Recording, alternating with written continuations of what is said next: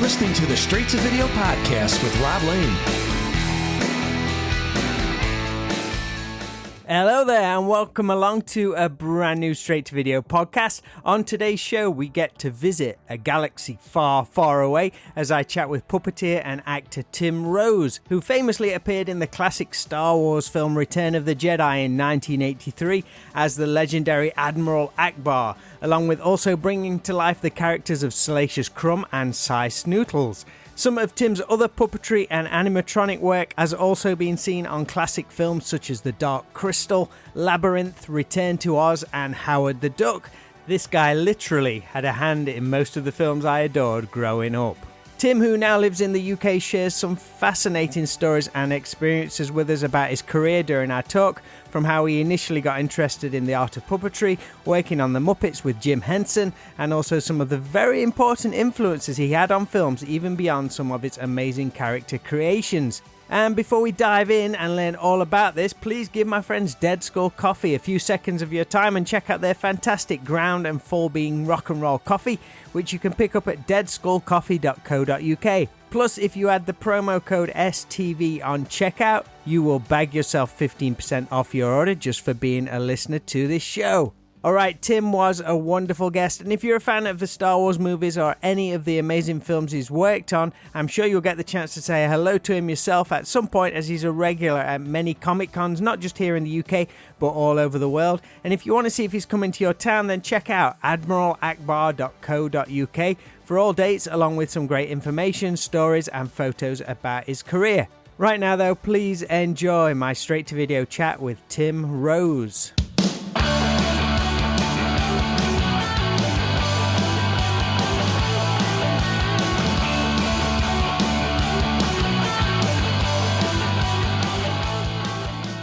Hello. How's it going, Tim? How are you? I'm doing good. Great stuff. Have I pulled you away from the garden and this amazing sunshine, which we've got going off at the moment? Well, yes.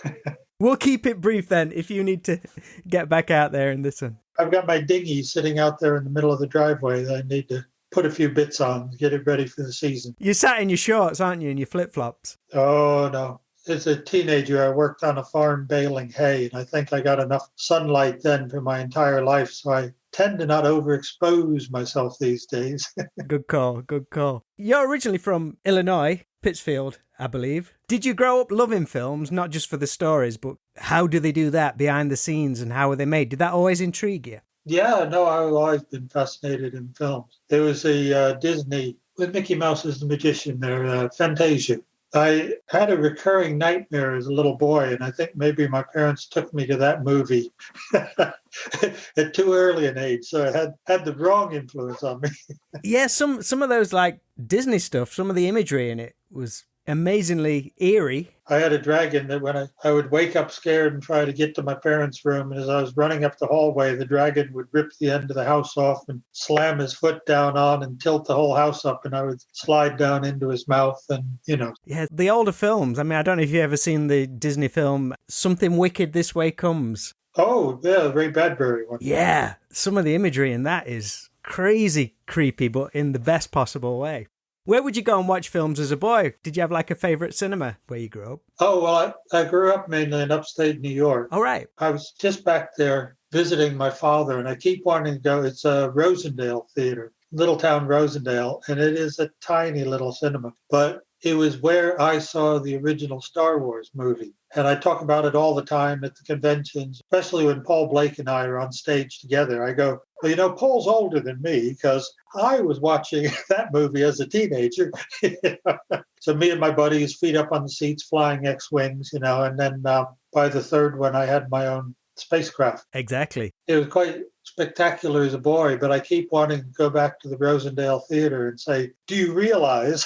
This is what set me on my way. When did you move to upstate New York then from Illinois? Oh, it was pretty early on. We actually, my parents, being American, you go where the work is. You don't wait for the work to come to your town. So we went from Pittsfield down to Cedartown, Georgia, and they got jobs as foster parents at a children's home. So I went from I've always said it was 15 sisters and 14 brothers, but I had one sister of my own, But my dad corrected me at 98 when I was back for his birthday just recently. He said, "Oh, no, you only had to take care of 20 kids, including your own." So it wasn't 30 kids altogether. It was only 20 kids. But I had a hard time as a little boy understanding why my one sister had grown into so many more siblings, which helped my dragon attacking me nightmares and everything. So my parents left that job because they decided that I wasn't doing well in that situation.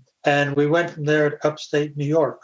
And my dad became the caretaker at a Methodist church camp. So I mainly grew up on a Methodist church camp. How far from like New York City was you at that point? Because I know New York's pretty big. It's surprisingly big. Yes, if you were to get in a car and drive from New York City to the other end of the state of Buffalo, it would take longer than driving from London to Glasgow. So it gives you a bit of a perspective on how big New York State is. Yeah, 2.5 hours sort of straight up the Hudson River, that direction. Gorgeous. Did you go into the city much as a boy? No. My parents took me to the World's Fair in 1964, I think. Men in Black, isn't it? Because I got to see those round domes when they were originally built, back for the World's Fair, and then Men in Black used them to be their spaceships that took off, didn't they? The original purpose of them, yeah.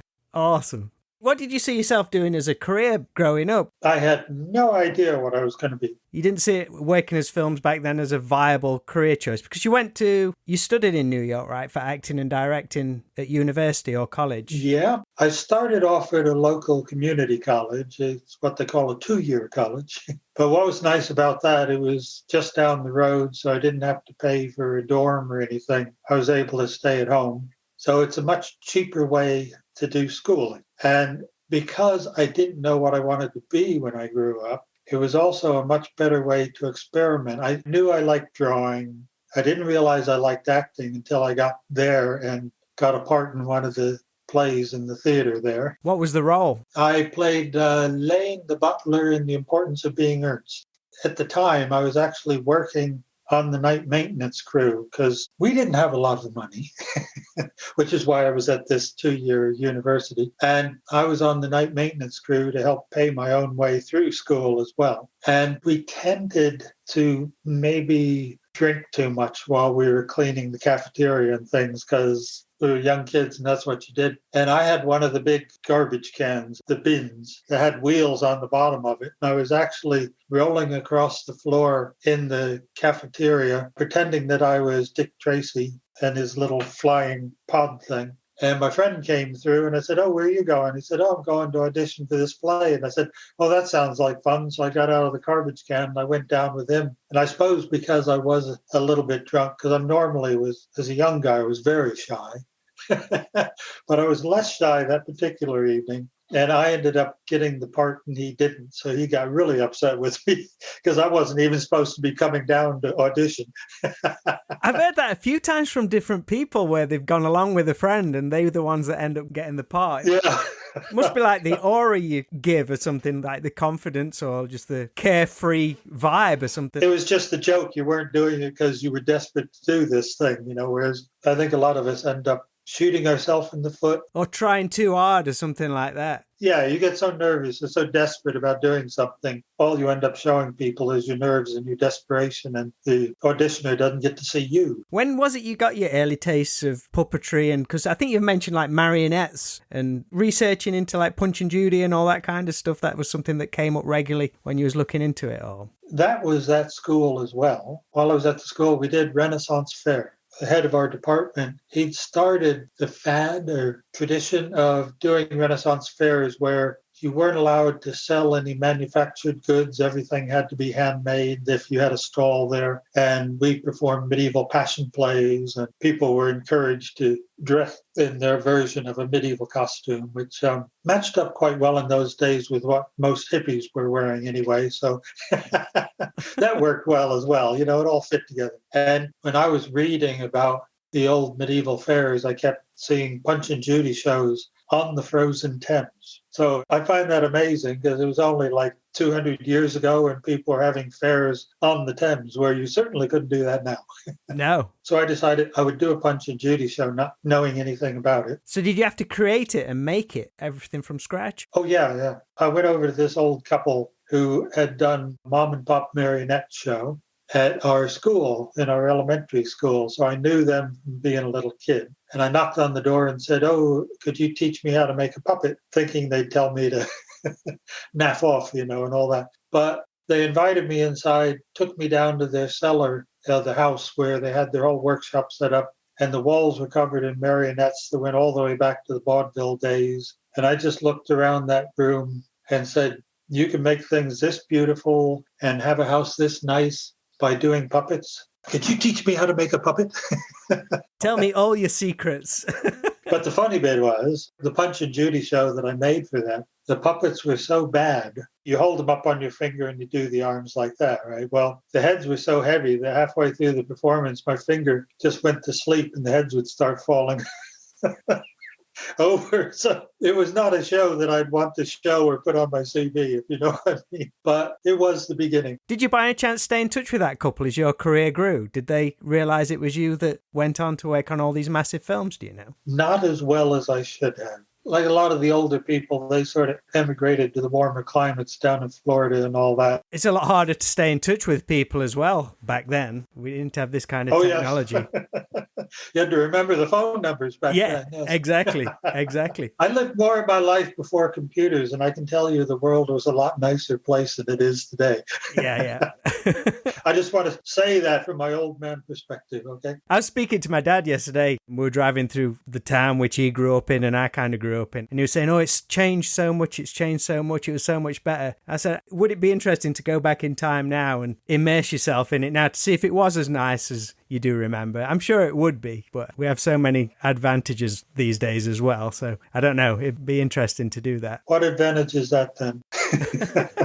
Well, we could do stuff like this, which is cool, and things move a bit faster. But oh, okay. Yes. What opportunities arose once leaving university? Had you been bitten by the puppetry bug at that point? Oh, yeah. No, from that 2-year school, then I went to the state university and I registered there. My major was acting and directing with a minor in art. And I did that for the puppetry.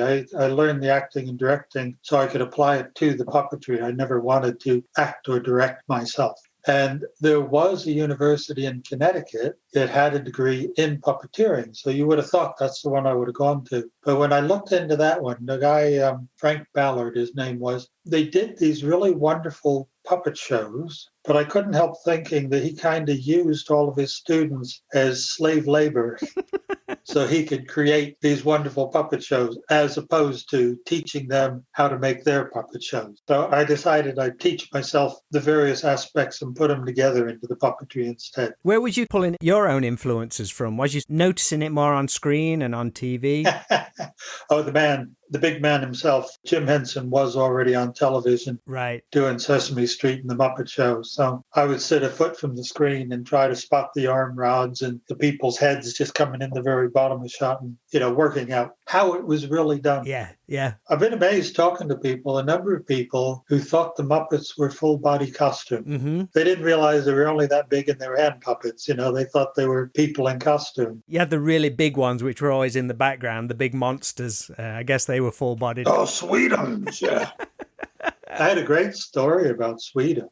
Muppets was doing a tie-in with Hallmark cards, and Hallmark was doing all Muppets Christmas cards this one year. So Jim wanted them to get the full feeling of Muppets, so he sent me out to Kansas City where Hallmark was with my Sweetums costume. Not my Sweetums costume, it was Richard Hunt's costume on television, but I got to be Sweetums for a day out there at Hallmark. So anybody who wanted to from Hallmark could come have their picture taken with Sweetums. And one of the King Kong movies had just come out at the time that I was out there. This was late 70s, maybe 78, 79. Who was in that one? Was it Jeff Bridges? Or Jessica Lange. Jessica Lange, yeah. My daughter got named after her, yes. So the very first woman who came in the room said, "Oh, can I have my picture taken like Jessica Lange and King Kong?" "Well, sure you can, honey." And so I picked her up off the ground and held her. Well, Kansas City, Midwestern meat and potatoes people, the women can be fairly good size. And after the second woman saw the first woman, get her picture taken. You were getting a workout. This went on all day, yeah. And that was the hardest day's pay I ever earned in my life, when I did it. But years and years later, a guy from Hallmark Cards showed up at my table at one of the celebrations, a big Star Wars convention. And he said, "Oh, I thought you should have one of these." And he had this beautiful little Admiral Ackbar Christmas tree ornament the Hallmark had made, which now goes on the tree every year, of course. So I tell him this story, about the day I spent at Hallmark. Well, he gets on the email, as you can do now, and he found one of the ladies still working there who still had the photograph on her desk. Brilliant. To prove I wasn't lying, she still had the picture of us together back from 1978 or whenever it was. Oh, wow. What a flashback. All that time afterwards. That's nuts. Yeah. Oh, I love that. Circles closing, as they say in long lives, Exactly. How was it for you to get to work with Jim Henson and for the Henson Corporation then, after seeing it on TV and thinking, oh, wow, this is the bar, effectively? It was the days of King Arthur's court, I call it. Always sunny, never raining. He caused me a lot of trouble because he was really my start in the film business. So, as you say, the bar was set, and I thought that's the way the film business worked. And it turned out that, no, that was only the way Muppets worked. And it was very different from the way the rest of the world was operating at the time. Right. So we had a absolutely fabulous time. I mean, Jim's real genius was that he found the nerds, or I suppose they'd be called nerds now. He found all the people who just didn't fit in to the proper structure of society, but underneath it all had some talents and abilities that just had never gotten fully used and exploited. And so I describe it as he collected us all together, gave us a playpen to play in, and then set us loose to create stuff for him. And he, unlike most bosses who tell you what to do, he wanted to know what you thought we should do. And if you came up with a good idea, you got given the time and the budget to create it. So it was an absolutely fabulous place to work, and anything I could think of, he'd let me make, and it was great. Brilliant. Where was you based out of? I know they've got the Henson thing in Los Angeles with the gate and you can't get in there. Yeah, that was the old Charlie Chaplin studios that Brian bought out there. Well, I started off in New York City, had our workshop in the cellar of a Rockefeller mansion over 5th Avenue and 59th Street or something like that. How was that, going into the city and then just working on creative stuff like that and being in the buzz of New York back then? Was that pretty cool? Oh, I was living there by then. I went to New York City before I was working with Muppets. I did theater lighting for a lighting rental company for Broadway and off-Broadway productions. And I heard about them looking for people to help in the workshop while I was doing the theater lighting. So I already had the studio flat, which my bathroom is bigger than now in my house. And I don't have a big house now. So I was living there, and I was a young guy. So when I started working for Muppets, to get from my house to the workshop would take an hour using the subway system, an hour and 20 minutes using the bus system, where I could get there in 20 minutes or less if I roller skated. So I bought a pair of roller skates and I just roller skated through New York City to work and back. Love that. Which was pretty cool. Yeah.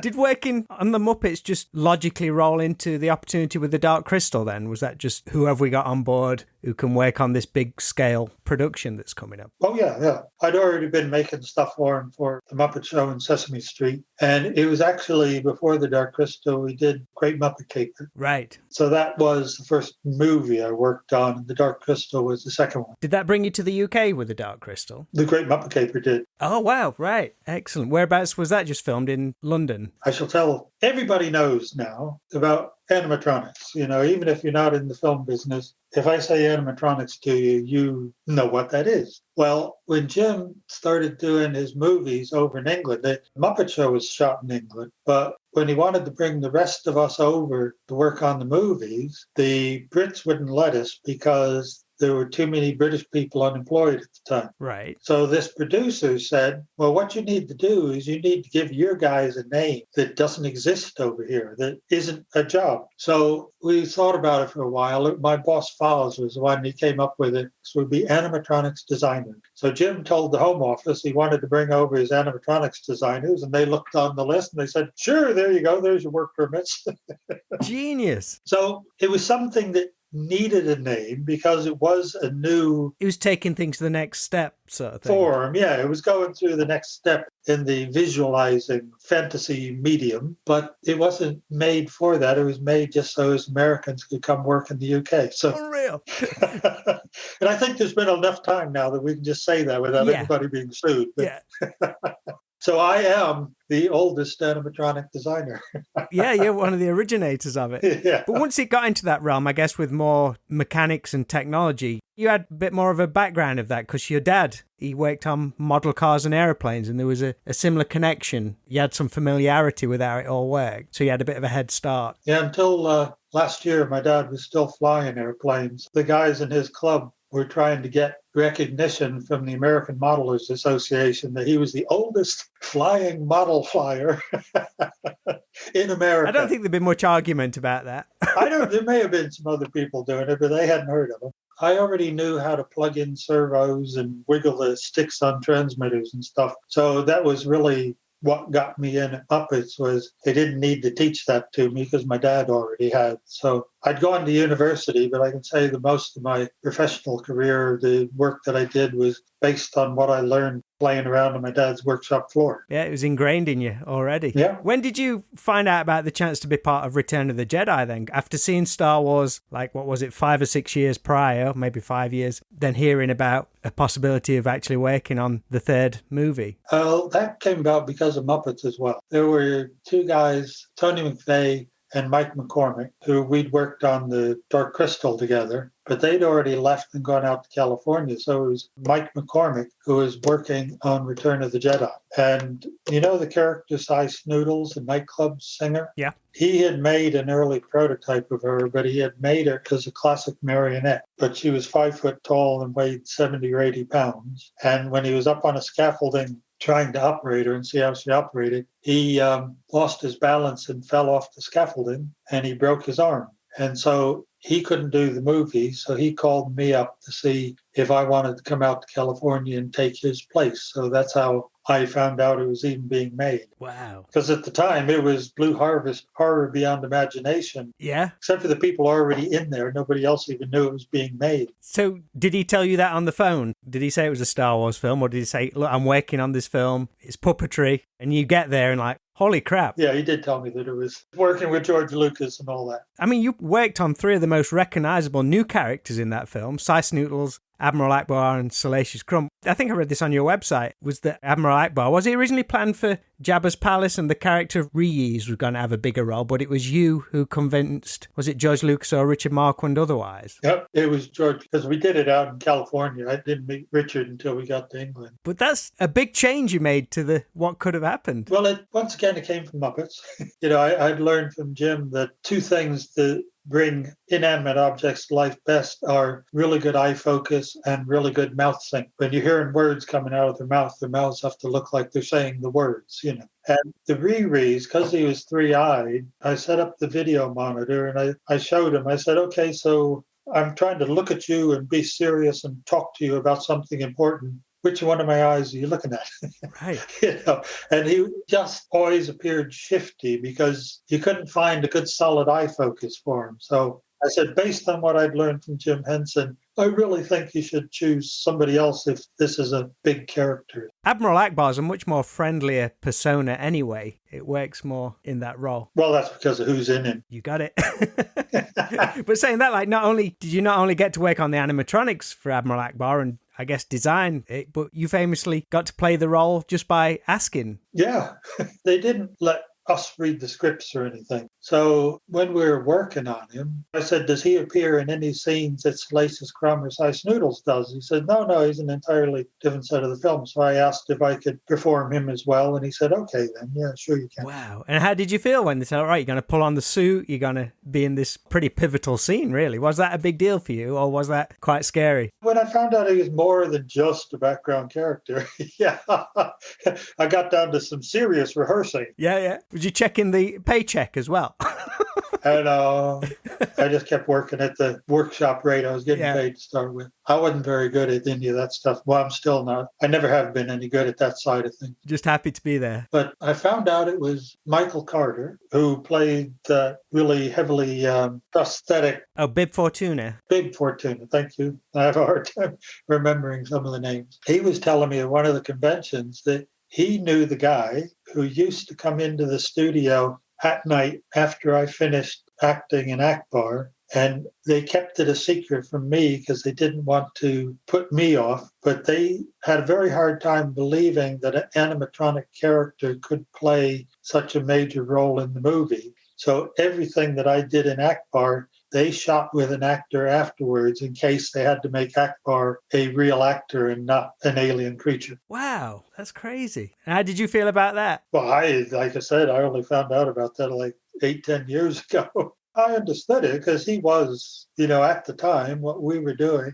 was right on the edge of what was possible to do. I mean, Jim Henson would have said, of course we could do it, but it wasn't Jim Henson we were talking to. It was the Lucasfilm guys. Was he just concerned about how it'd translate on screen? Well, with any animatronic character, you have to suspend disbelief with it. And to do that, they have to be good enough to appear alive.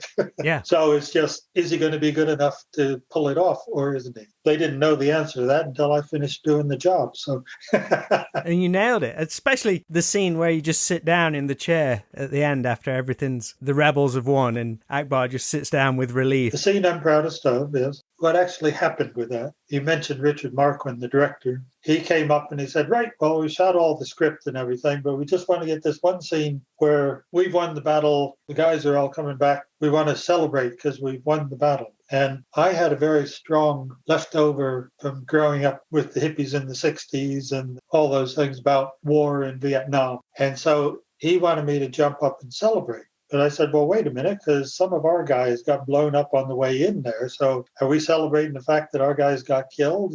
Some of the guys who were in the Death Star, there were some really bad people, but the other ones just happened to pick the wrong job to go to that day.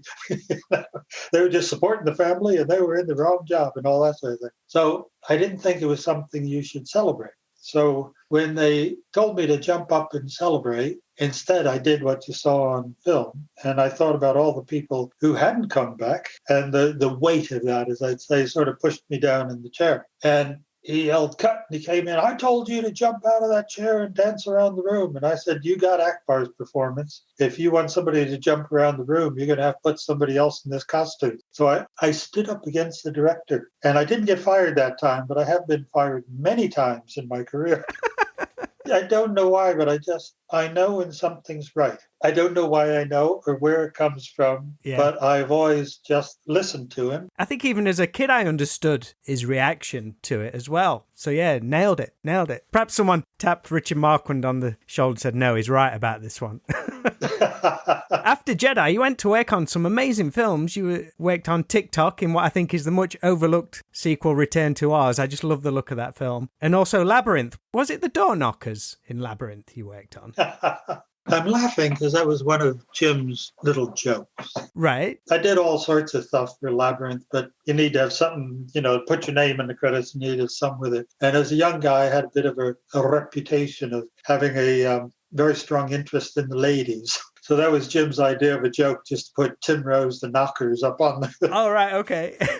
You know what I mean? We won't go any further with that because we're now into the new millennium and not allowed to make those sort of jokes anymore. But one of the things I did, all the goblins, they came up and they said, Tim, we want you to design an animatronic mechanism to make the eyes operate that'll work on all the goblins. And I said, well, don't be ridiculous. And then I was asked to do it. So, of course, I sit down to work it out. Up to that point, the sculptors just had total free reign, and they would just go off and grab any size ball out of the drawer they wanted to use for the eyes and all that sort of thing. I said, right, if we tell the sculptors they can only use small, bigger, medium, or large size eyeballs and keep it down to 4, then we can make a Meccano set, a Lego set of pieces that we can mass produce that will then allow us to just slot everything together and build it. And when I'd finished doing it, what used to take over 2 weeks, you could now do in 3 days. But I also realized that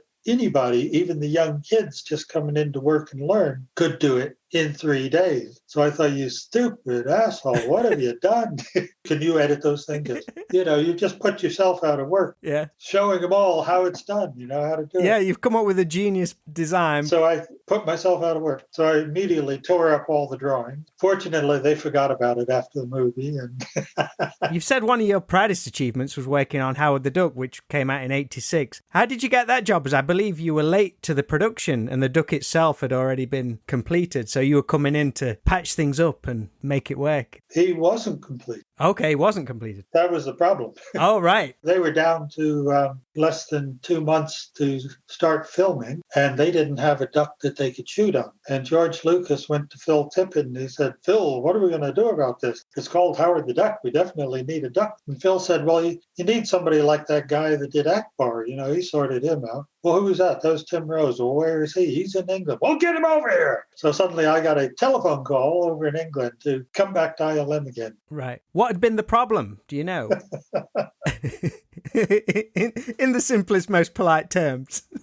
Well, it's a really wonderful, long and deep story. Okay. The woman who is in charge is the woman that got me fired off of Greystoke, Lord of the Apes, because I said something to her while my wife and I had given her a ride home from work, but she told Rick, and he fired me off of there. And then when I get to Howard the Duck and she's in charge, I get brought in there to sort out her mess. And 4 days after I showed up, they said, this guy knows what he's doing. And they fired her off the production. So she thought that I got her fired to pay her back for what she'd done to me on Greystoke. When in fact, I was completely shocked to find out that she had been fired. And I now had a workshop of 40 people who had all been hired by this woman, who they all loved. And the bleepity bleepy bleep bleep who had gotten her fired wanted to tell them what to do so that we could build the duck in 4 weeks to film. So to say that it was one of the hardest things I've ever done, to be in charge of a workshop of people who definitely hated me. Yeah. Wow. And tried to prove as much as they could that I was to be hated and I should be fired from the production while I was trying to make this duck for him. Why do you consider that one of your most proudest achievements then? Just what you did in such a short time? I got on production too late to have too big an influence on him because to try and convince me to come out there, they sent me 10 comics of Howard the Duck. And I read the comics and I just fell in love with the character. And then I got out there and I'd seen this duck that they were working on. I said, well, first off, this ain't Howard.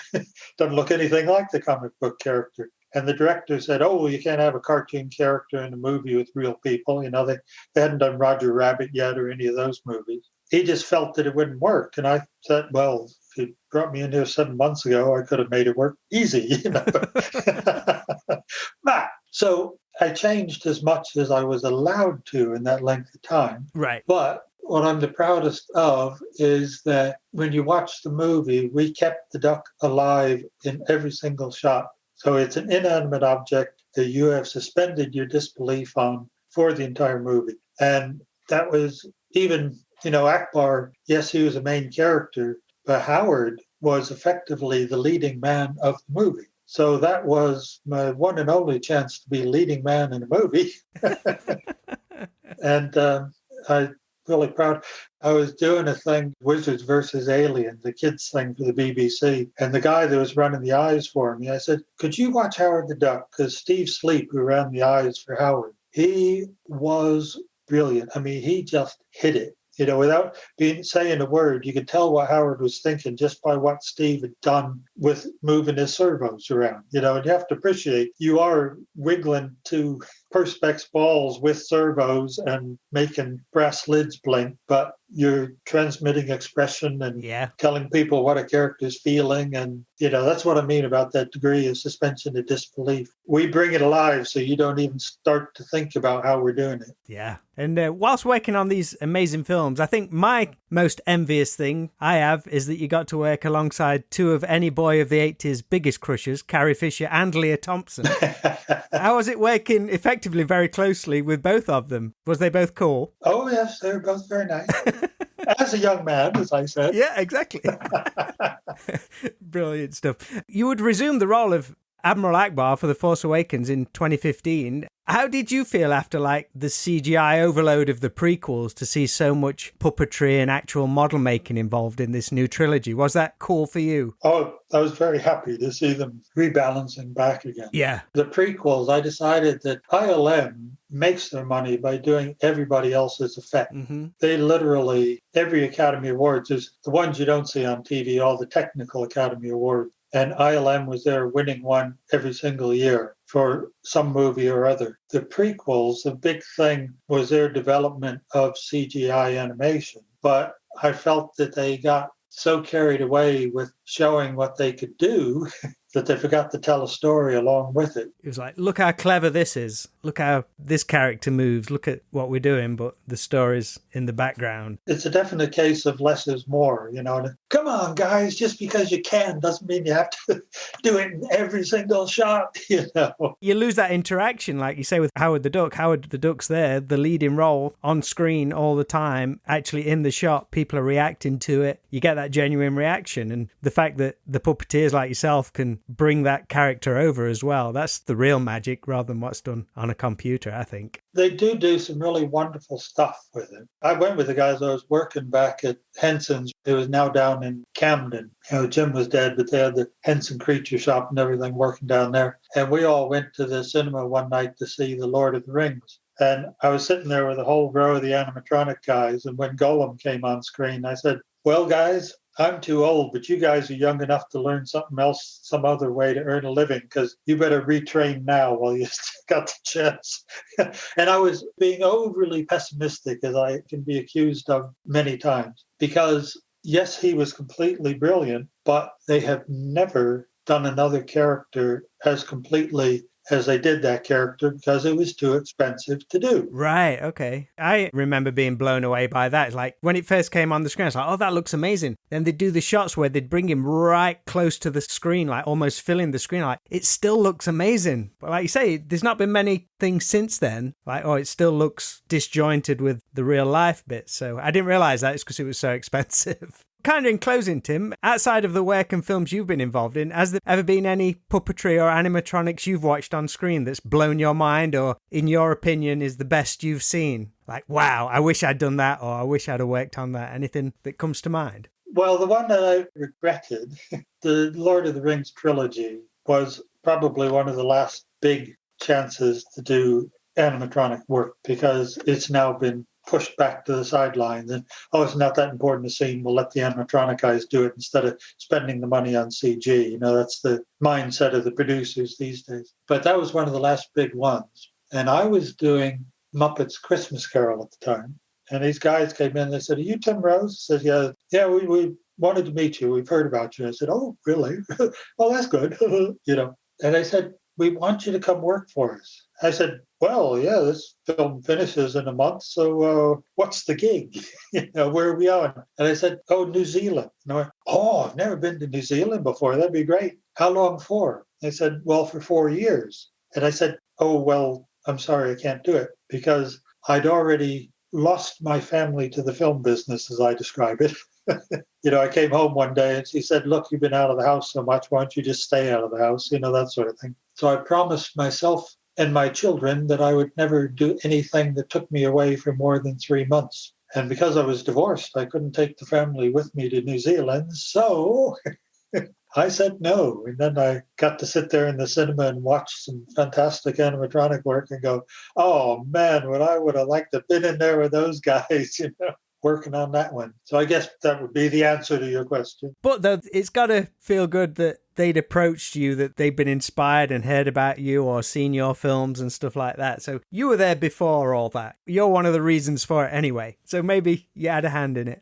So this is a story about the next generation. There was a Spanish kid, Javi, who actually made my articulated fingers for Ackbar in The Force Awakens. He said to me one day, the whole reason he got into the business was because he'd seen Return to Oz and he wanted to do stuff like that. He wanted to make animatronic things like that. So we were working together for Wizards and Aliens. We were doing that thing. And I came home and I crawled around up in the loft and I found this badge off of TikTok. It was on a little plaque. And so I wrote for service above and beyond the Call of Duty, you are now a member of the Royal Army of Oz, and I gave it to Havoc. And when I walked into the workshop, he just burst into tears. I said, man up, kid, because I ain't going to hug you, so.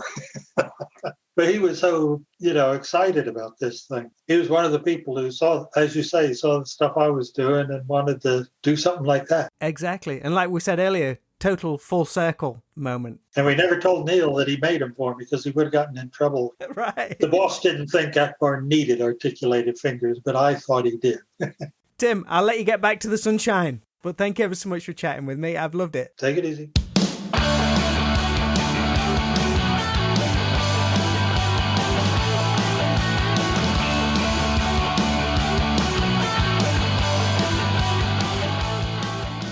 Big thank you to Tim Rose for sitting down and chatting with me here on the Straight to Video podcast. I hope you enjoyed his stories and the wonderful insight into what went into making the magic happen in some of the greatest films of all time. As mentioned, Tim has a great website at admiralackbar.co.uk, which has all his upcoming appearances, more information on his career, and lots more, so please check that out. The Straight to Video website is also packed with cool stuff from music, videos, and merchandise, and of course, every episode of this show so far. So if you have time, please visit stvpod.com, which I would really appreciate. That is all for this episode of the show. Thank you so much for all the continued great support, and I look forward to chatting again real soon.